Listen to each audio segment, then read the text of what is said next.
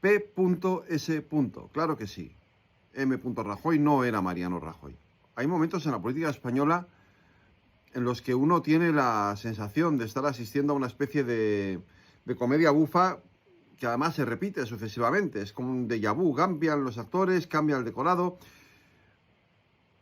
cambia la banda sonora, pero el argumento es exactamente el mismo. Esta semana hemos descubierto que existe un intenso debate nacional sobre el significado de estas dos letras, P.S. Una P y una S.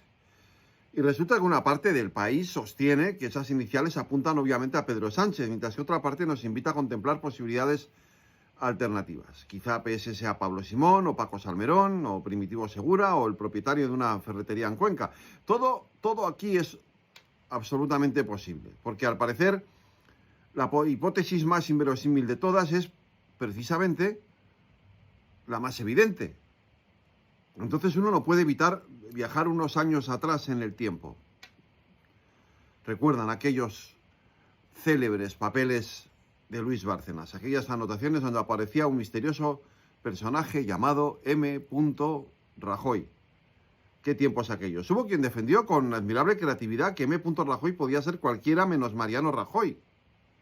Un primo, un vecino, un señor desconocido, un personaje ficticio, tal vez un jugador de fútbol regional. Vaya usted a saber, todo antes que aceptar la explicación más lógica, la más plausible. Y hoy ocurre exactamente lo mismo, pero con los papeles cambiados. Hablamos de otros papeles. Antes eran determinados sectores de la derecha quienes nos pedían que ignoráramos la evidencia más elemental. Ahora son determinados sectores de la izquierda quienes nos piden exactamente el mismo acto de fe. No es Pedro Sánchez.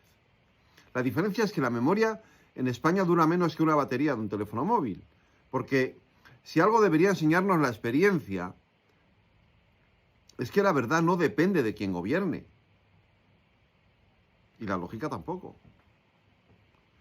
Si en una libreta de La Fontanera Leire Díez aparece P.S. en un contexto relacionado con el PSOE, con personas próximas al PSOE, con actuaciones destinadas supuestamente a beneficiar al entorno político del presidente del gobierno,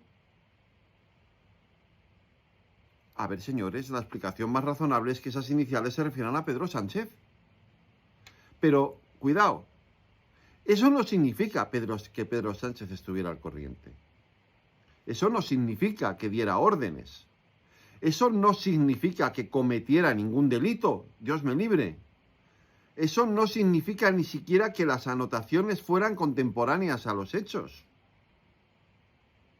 Podrían haberse escrito después. Podrían ser interpretaciones personales. Podrían ser simples referencias internas. Todo es perfectamente posible.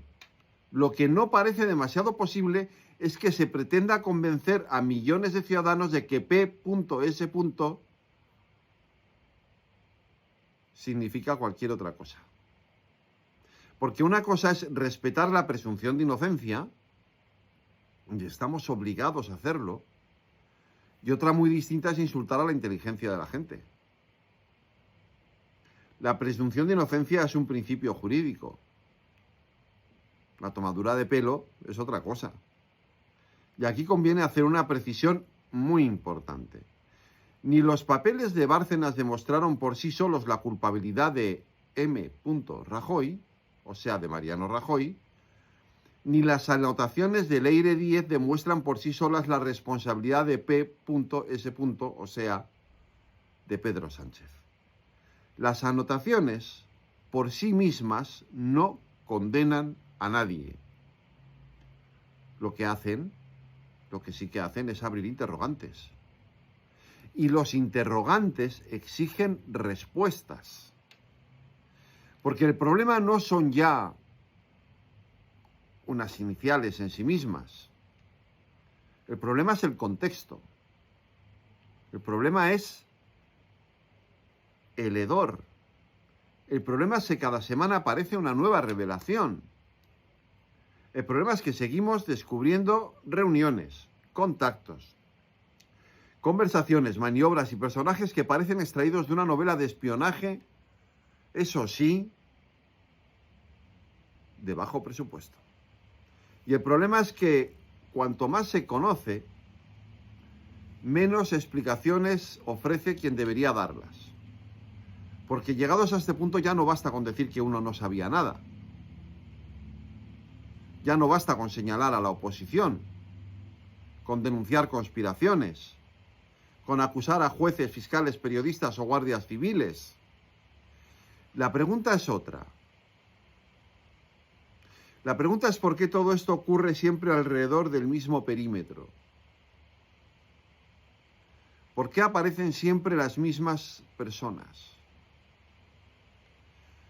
¿Por qué siempre terminan surgiendo nombres vinculados al Partido Socialista y al propio P.S. ¿Por qué tantas actuaciones parecen dirigidas a proteger intereses políticos concretos? Y sobre todo, ¿por qué el presidente del gobierno considera que basta con una frase para zanjar un asunto de semejante gravedad política? Porque esto ya no va únicamente de responsabilidades penales, va de responsabilidades políticas. Y las responsabilidades políticas exigen algo tan sencillo como dar explicaciones. Explicaciones extensas, detalladas, convincentes, transparentes. Justamente todo lo contrario de lo que estamos viendo. Y permítanme, hay una cuestión adicional que merece atención. Si el PSOE está tan indignado con las actuaciones de Leire Díez, si considera que actuó por cuenta propia, sin conocimiento de sus superiores, entre comillas, si sostiene que perjudicó gravemente la imagen del partido, si asegura que no representaba a nadie, la pregunta es sencilla. ¿A qué espera el PSOE para querellarse? Porque cuando alguien considera que ha sido víctima de una actuación difamatoria o perjudicial, su obligación es acudir rápidamente, inmediatamente a los tribunales. Especialmente cuando dispone de todos los recursos jurídicos de una gran organización política. No es un ciudadano particular. Y sin embargo aquí pasan los días, pasan las semanas, y la contundencia verbal no termina de transformarse en contundencia judicial. Quizá haya una explicación, quizá la conozcamos pronto, o quizá no. La pregunta sigue ahí, como siguen también las iniciales, P.S. Dos letras ha conseguido abrir uno de los debates más absurdos de nuestra vida pública reciente. Un debate que en realidad no debería ni siquiera de existir, porque la cuestión nunca fue si P.S. significa Pedro Sánchez. La cuestión es, ¿qué sabía Pedro Sánchez? ¿O qué no sabía? ¿Quién actuaba en su nombre? ¿Quién utilizaba su autoridad? ¿Quién se sentía protegido por su poder? ¿Y quién creyó que podía operar bajo el paraguas de unas siglas que parecían garantizar impunidad? Eso es lo realmente importante. Todo lo demás es humo.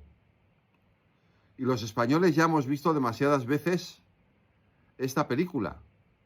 La vimos con los GAL, con Filesa, con la Gürtel, por supuesto, con los papeles de Bárcenas, con los ERE. La estamos viendo otra vez. Siempre hay una fase inicial de negación. Después llega la minimización. Luego la victimización. Somos víctimas de. Más tarde aparecen las explicaciones alternativas. Pero finalmente la realidad se acaba imponiendo. Sea cual sea. Por eso el debate sobre las iniciales resulta, si me apuran, grotesco. Porque nadie está pidiendo una condena anticipada, nadie está reclamando una sentencia sin juicio. Lo que se reclama es algo mucho más elemental. Se reclama respeto. Respeto a la inteligencia de los ciudadanos. Porque cuando una democracia empieza a exigirnos que no creamos lo que vemos, que no interpretemos lo evidente y que desconfiemos del sentido común, el problema ya no son unas iniciales escritas en una libreta. El problema es que quienes gobiernan parecen convencidos de que los españoles somos mucho más ingenuos de lo que realmente somos. Y eso, además de ser un error político, suele ser el primer síntoma de que algo muy serio empieza a ir mal.